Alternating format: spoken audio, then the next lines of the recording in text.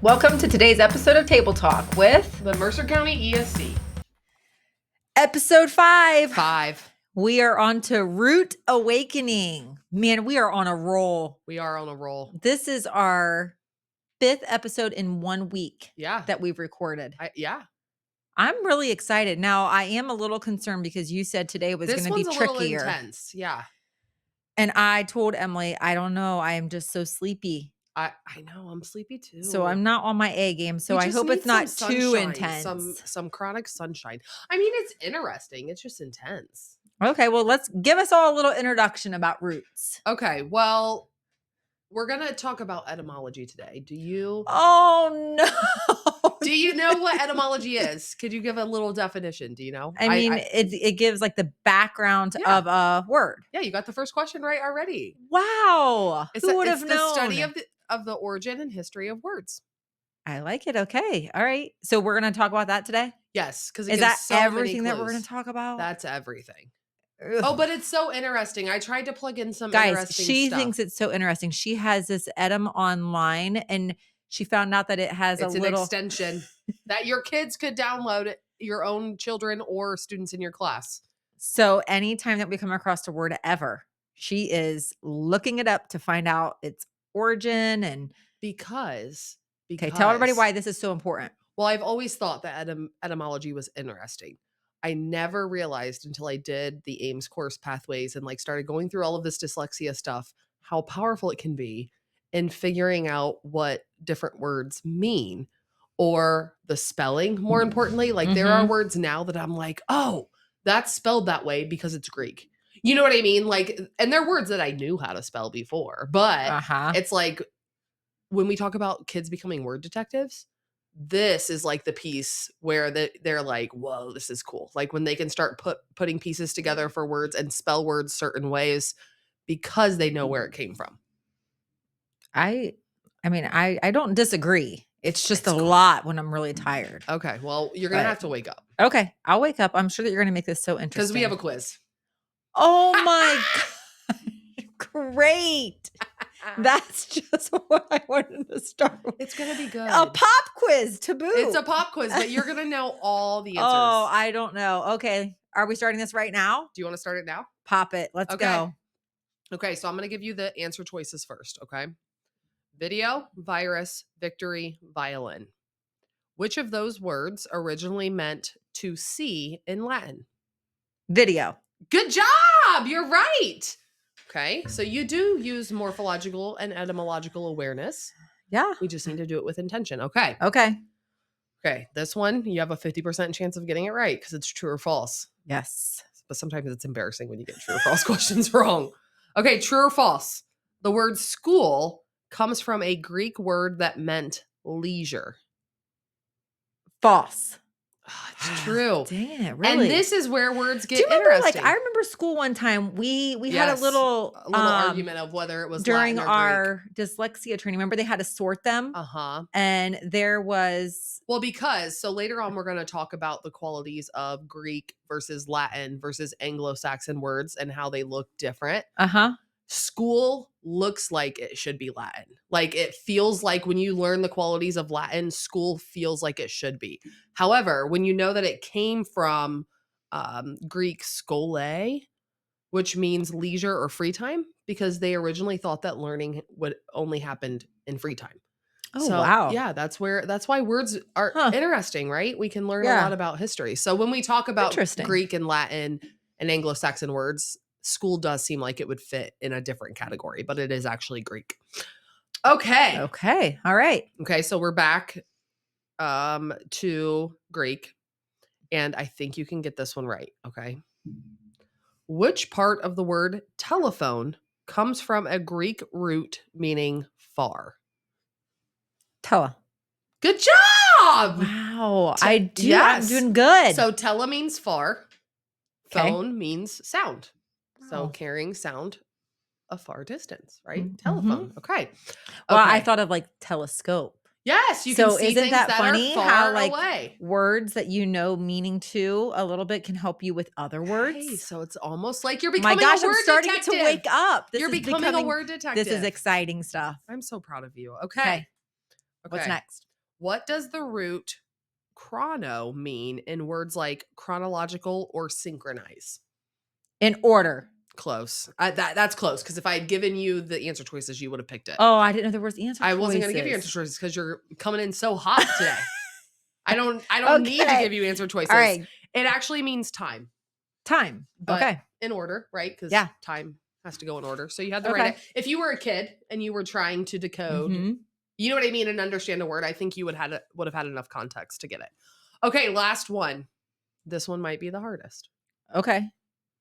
Which of these government-related words literally means rule by the best? Democracy, autocracy, aristocracy, or bureaucracy? Eritosity. Okay, you said it totally wrong, but yes, you're right. Aristocracy. Oh, aristocracy. Which aristos means best, and then obviously that kratos means rule. I can't believe how good I'm doing on this pop quiz. You did such a good job because you've become a word detective. We're on episode 5. Finally, I'm learning so much. And yeah, this series is actually called Teaching Lindsay to Read. Congratulations. Thank you. Okay. All right. Good job. I'm proud of you. That's all the questions? Yeah, that's all the questions. Okay, good. Because in our next little segment that we're going to do, we are going to make a loaded water with you guys. Okay. We'll be back. All right. You did say you were ready. Yeah, this is your segment. This is okay. So I told Emily, I said, I think I need a little pick me up this afternoon. Let's make a loaded water. Okay. And we did refer to this in one of our last episodes, right? Yeah. Because you put like a little last one. I put definition. A little definition. Well, because I didn't want people to think loaded water was like loaded with anything we shouldn't be drinking while we're podcasting.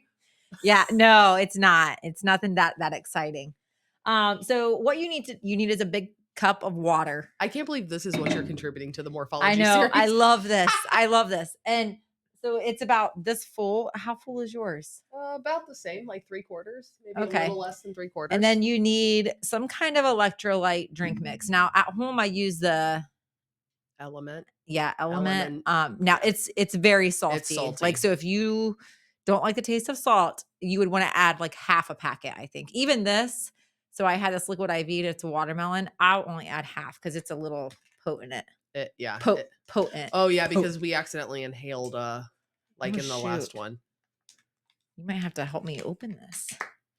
Like, just use your teeth. No, I don't like to do that. Okay, so we'll do half in yours and half in mine. Okay, I'll dump from this side since. Okay. And then so we're gonna add that. So she's gonna do half. I'm gonna do half. And then mix it up really good. Okay, then I always like to mix this first because otherwise it gets like, you get like clods of, oh my gosh. And remember the last time I did this, the one time I took a big drink and it was like all inhaling liquid a teaspoon of salt. Yeah. I was like coughing and yeah. First world problems. Yeah, right. Okay, then we're gonna add some coconut water. That's some ASMR right there. Oh my gosh. You're right. I have no idea how much I'm adding. Okay. Because that's the other thing. I can't stand up because my legs are so sore. Oh, yeah. You work hard. You work real hard. I almost talked to you like you were Marin, my 3-year-old. I was like, you work so hard. You're such a big girl. Okay, then you add a seltzer water of any kind. Now, I have Poppy at home. Have you had Poppy before? I have had Poppy before, and I actually like it. I never had it, but when I went to Kroger, I couldn't find it. So I bought this Polar, which is probably like, I don't know, very similar to it. Mm-hmm. But this is a strawberry watermelon. Have you ever seen those TikToks that say that sparkling water tastes like somebody thought about a watermelon? I'm like, oh my gosh, that's so true. That is so true. And there you have it. Now, we just stir this all up. Gosh, I am so lucky. You are. Look at all these grand ideas I have, all the cool stuff you get to try. I'm teaching you to be a word detective, and you're just keeping all of us hydrated. We are blessed here at the Mercer County ESC. Okay. That's good. Except you spilled half your electrolyte. Oh, come on. With your teeth. Okay, so there you go. That's how you make a loaded water. I figured I had to lighten the mood because Emily said it's going to be I'm trying to make heavy. it fun. She I goes, I don't know know how we're going to make this interesting and fun. It's interesting. It's Okay, not I'm fun. sorry. Okay, all right. Well, I just made it fun. Now everybody's probably making a loaded water Yeah, while you're they right. listen. We'll give them a break and let them make their water. Yes. Okay, get into it, Emily. Okay. What do we so, have? Well, I dropped. Oh my gosh, I'm covered in liquid IV. So you know That's when why you don't use your teeth to open anything. No, it's because I went like this and just put it all over myself. Okay, just a second. I got to pick up all the papers I dropped too. Oh You my don't god. have to pause it. You don't have to Are pause you it. sure? Remember how we talked about a mess? What? I wasn't talking Are to you you. whispering? Oh, you were. Were you talking to them behind my back? Rude. I really wouldn't call it behind your back. I would call Literally, it right I in was front bent of you. over. It was behind my back. Now all my papers are out of order. Rude. Okay. Can I have a birthday party after this? Gosh, I'm not in any condition for this. Okay, here we go. Now her papers are all out of order. Okay. She is flustered. I'm so sorry. And I thought everybody. I was going to be the one that was out of sorts I for know. this. Well, it's because I feel this pressure to make it fun, you know? Okay. All right, Lindsay. Here we go. So, Oh no, I don't want to be questioned. no, we're gonna chat about this Okay. before we get into like the meat of it, because basically, as we go, the majority of our language comes from Greek, Latin, Anglo-Saxon. So we'll finish this episode talking about the three of those. I have always thought Anglo-Saxon was where, and that's where most of our words you would describe as English words, like come everyday from. words, House. Yeah. Anglo-Saxon, right? And we'll talk about those, and you'll probably start to realize how powerful of a teaching tool these can be when it comes to spelling and things like that. But before that, so to make sure that it is mildly interesting. Okay. Oh, no. I'm only going to ask you a question that most people aren't going to know the answer to. Do you know which language the word cappuccino came from? French. Try one more time. I don't know. Similar Latin, vibes. Greek, Latin. Okay. Well, okay. No. No. Italian / Oh. German. Okay. Think cappuccino, right? Don't they drink really good cappuccino in Italy? I've never been to Italy. Wendy has. I feel like, But am I Wendy? but I feel like Wendy has talked about the cappuccino. Maybe not. Well, maybe she has, and I just wasn't around. Okay. Well, nevertheless. Okay. So I have a couple I've never words. traveled across the ocean. I haven't either. I've been to Mexico, but I was gonna not, say, like, yeah, over an like ocean. Yeah, someday. Okay, sorry, I didn't mean to Anyways, interrupt. I'm but saving no. up my credit card points to do that. Anyways, okay, so I have a few words that have some interesting backstories. Okay. Okay. So the word cappuccino, obviously it came from Italian and German. However, what's really interesting about that word is it came from the Capuchin monks, and their hoods were a dark oak brown that were the color of a cappuccino. So the first recorded usage was in 1790 when some man, I'm not going to try to say his name, he wrote down a recipe for Capuchin coffee because he had it and it matched the color of their hoods. And so it's just become the word cappuccino. Now, Capuchin coffee contained sugar, cream, and egg yolks. So it has since been modified. Ew. Yes. And they say in Italy, there are places where you can still get the original. It's like Capuziner Cafe. Like it's legit Italian, which I'm not fluent in. But yeah, so cappuccino was named after the color of the hoods of the monks. Isn't that fascinating? That is fascinating. Okay, now I have one more that's really, really interesting. Okay. Okay. Where do you think the word salary comes from? Like the salary that we earn? Oh gosh, guess one of the ones you guessed earlier. Anglo-Saxon. Okay, try again.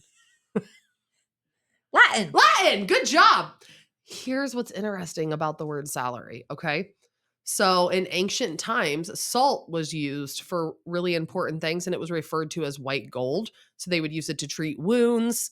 And then in Romance language, you can recognize a connection between like salt and sail, or salt and like salud, which means health, because they would use salt to preserve things. And so as far back as the Egyptian Empire, people were paid with salt so that they would be able to preserve their food.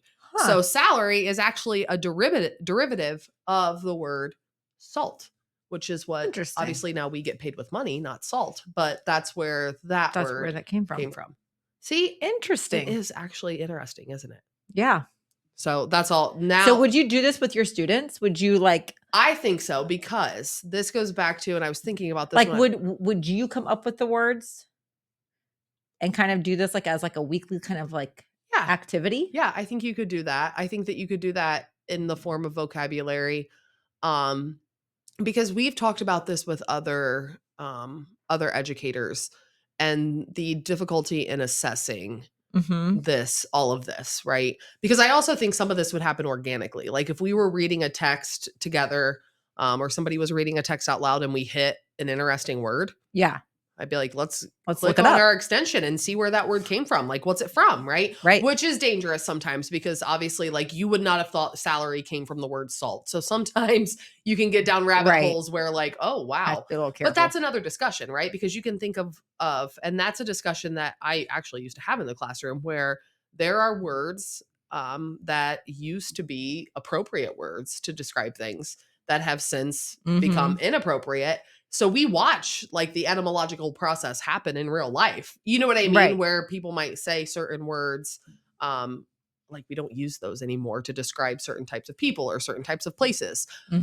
So I would use that as a teaching moment. But I think it's important to remember that one of the purposes that we're doing in doing this is to foster word consciousness. And so I think that doing these in ways where you're introducing it to them or piquing their curiosity, like, why is this word the way it is? I think that's one of the most powerful pieces, so that then you're modeling it for them so that they're doing it themselves when they're out in the wild doing their own free reading.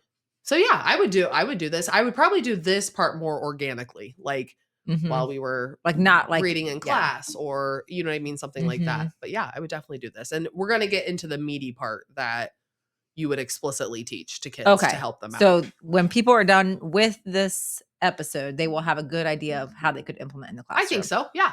All right. Well, let's get into that next. Okay. Gosh. All right, Lindsay, I'm going to need you to explain the chart for them. Okay, first off, I can't even read that. Oh, yeah. Okay, here you with go. my new glasses. Your new glasses are great. Yeah. No, this looks like foreign to me. I mean, some of the words are a little foreign. Yeah, you can explain. Oh, this. well, I don't really have anything to explain except. So I don't know if you remember from dyslexia training, there's a really cool video that I think is produced by TED.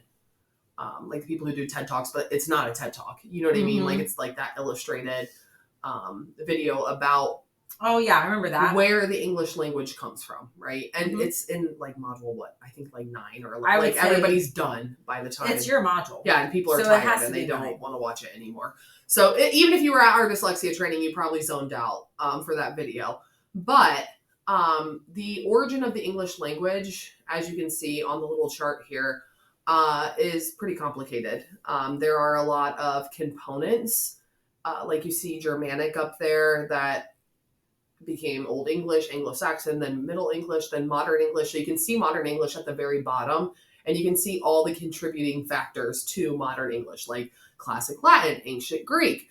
So there's all these different, so that's why when we talk about the English language being complicated, it's not complicated, right? So like the reason we call it complex is because we have all these contributing factors here that all these other languages have their own rules about where prefixes go and where like we would say Caesar killed Brutus, and they would say in Greek like Brutus Caesar killed, or something, like, you know what I mean? Yeah. So like language is tough, because especially English, because it has all of these different components contributing into it. But one factor, and like we talked about, most words come from Anglo-Saxon, Greek, or Latin. So as we close this out, we're going to go through each of those and maybe some tips and tricks that you can help the students in order to understand, because, friendly reminder, the English language is morphophonemic.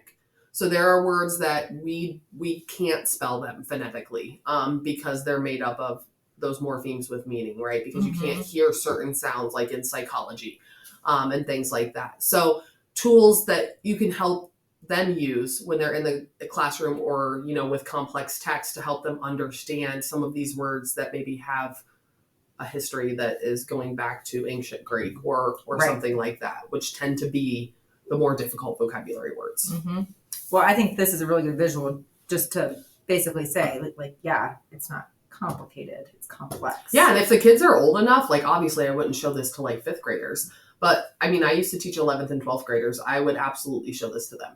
Yeah. To give them an idea, because we talked about when we do the spelling bee here and we bring kids from all the Mercer County schools. Mhm. In 3 years, I've yet to have anybody ask me the language of origin, which is really fascinating because if you're using that left brain to really think through why words are spelled the way they're spelled, you're going to activate some of these patterns that we see in different language of origins. Like I'm not going to approach a Greek word the same way I'm going to approach a Latin word when it comes to spelling. Mhm. So we can give students some explicit rules that they can take a look at to help them with some of that spelling and comprehension.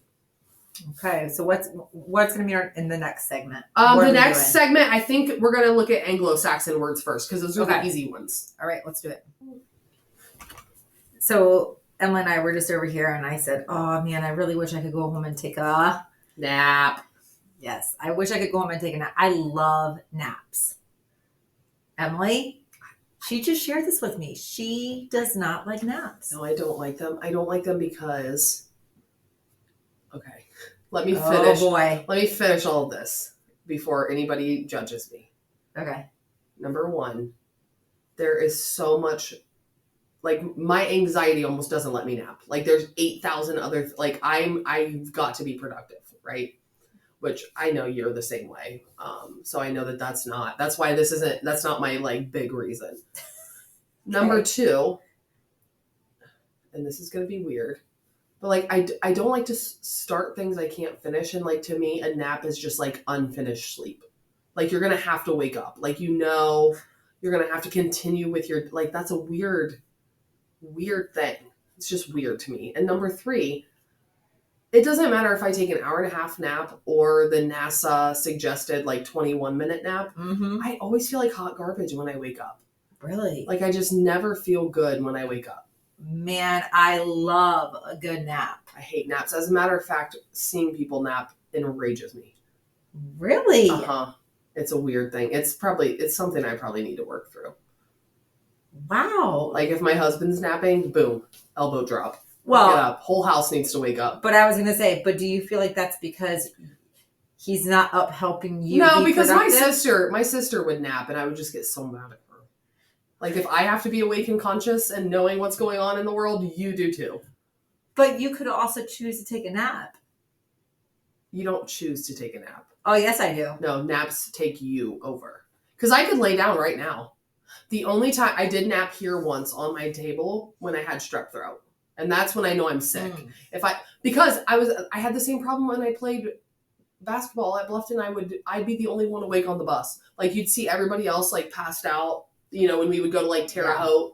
And then there I am, like, I think that's where my rage towards naps began. Well, I can't nap anywhere besides my bed. See, Which that's people weird. think I'll that's never weird. nap in my bed. Oh man, Because if that's I'm gonna take a unfinished nap- sleep. Yeah, but no, like on a Sunday, if it's rainy out, it's my favorite thing to do. I will, around 1:00, I'm going to go to my bedroom. I'm going to set my alarm for about a half an hour. And I'm just going to zonk out. But if I am sitting on the couch, I am not going to be able to nap. Oh, I only nap on the couch because No, I only ever never. nap by accident. Except I just realized one thing. What? It's got to be my house, and it has to have to do with productivity because when we are at conferences, I can nap. Oh, that's very true. You do nap. So when I'm in a hotel room that is clean and has nothing Like legit, when we are done at the conference, Emily will go to her room and I will have to ask her what her room number is because I know that if she's not answering the phone, like before we're ready to go out to dinner, she is napping. So it just dawned, like, how like all of the chameleon prefix just dawned on you? It just dawned on me that it 100% has Look to do at with that. productivity. We just walked her through her nap issue. Okay. Wow. I thought for sure. So maybe if you would go to your bedroom, close the door, completely black, No. turn on a white noise machine. Because I'm still in my house and the dirty dishes are still in the sink. Okay. All right, let's talk about this. What do we have here? Okay, so we have here just a neat little table that was honestly thrown together quickly by ChatGPT because I didn't have time because Lindsay's on a mission. We're going to get a lot done today. So We have got a lot. we've done gotten today. a lot done today. Okay. We're really good at what we do. So this breaks down the difference between, not difference, these are not the only differences, obviously. This is not an exclusive list. But these are some of the qualities that you'll notice that are the differences between Anglo-Saxon, which, like we said, those make up a lot of our Like everyday English, words, right? everyday language. Book. Book, hand, house, bread. They're often easy to visualize. They're often not abstract, and that will make more sense when we move into Latin and Greek. They're often the first vocabulary words that kids learn. And they encompass a lot of like our basic just humanity, like head, arm, foot, and then sun, rain, wind, mother, father, brother. A lot of those. And I guess what else do you, who's popular? It's probably her battery dying. But what Is else do you know? Okay. What else do you notice about like head, arm, foot, sun, rain, wind? What do you notice about those? Like 1, 2 syllable words. Yes, they're Smaller often, words. yes, they're smaller words, single syllable. They're short words between 1 to 2 syllables. And again, everything we're saying is not exclusive. Like you can probably find an Right. exception Of to course. everything that we're saying. But for the most part, a lot of them are single syllable or just 2 syllables. Again, that core vocabulary. They also have a lot of hard consonant sounds like those harder consonant sounds. You'll find them a lot in them. And they're often not difficult to pronounce, right? Like you wouldn't struggle with an Anglo-Saxon word. So again, these are likely words that students have learned early. And so sometimes starting with that juxtaposition between what is Anglo-Saxon versus what is Latin and Greek can be a little bit easier because we know Anglo-Saxon. Like for the most part, we know Anglo-Saxon. So as we go into the Latin and Greek, which we'll have to flip the slide, so we'll have to do a little pause. Okay. All right. We'll pause here. You want me to pause right now? Yeah, go ahead and pause. All right. Let's no, I'm crying again. And we're still wearing the headphones and my talking into the microphone even though it's not plugged in. So we did our last segment and it starts playing and I'm like, oh no, why is it going through the computer audio and not our headphones? Show them. For the second time. Now, Emily, What? this looked like it was plugged in. It just got a little loose. So the reason that we started juxtaposing Anglo-Saxon with Latin and Greek, because that's like clearly, like it's very easy to tell the difference between, well, not easy, but it's much more clear that difference between Anglo-Saxon and Latin and Greek. Once we start looking at Latin and Greek, I don't think that they're difficult to tell apart, but you can see in the table, Greek is common in science, math, and philosophy, and Latin is more common in law and government. So they both of them make up a lot of the more, I would say, academic vocabulary that we use and see. So a word being hard doesn't necessarily tell you whether it's Latin or Greek. Does that make sense? Which is another kind of plea to content area teachers to start to bring this in as well, because if a lot of our science and math words come from Greek, letting kids understand that and be able to figure out what those Greek roots mean is really, really important. Well, and I remember during the dyslexia training, remember we had a biology teacher that said, I actually do this. Like, I didn't know that I was doing this for a reason other than it followed my content. You know what I mean? Yeah, like, and it to help helped my her students comprehend more. But it was definitely helping the ELA portion of it too. So I think if you could sit down and work together about like, yes, and we do understanding who teaches what. And we have a district that has set up a spreadsheet. Like you can do it many different ways, like find some roots, some prefixes, some suffixes, split those up, teach them across grade bands, give them to like the biology teacher may need some more Greek roots in their instruction. And then like when it comes to structure, Greek is often compound roots that can't stand alone. And Latin, you'll find more of the compound words where they can stand alone. So if you go down to the example words, Like in Greek, we have biology. So biology, like those can't stand alone, right? Does that Right. make sense? Yeah. Where we have in Latin, we have transport, right? So like those are more free morphemes that can stand Mhm. on their own as opposed to the bound morphemes.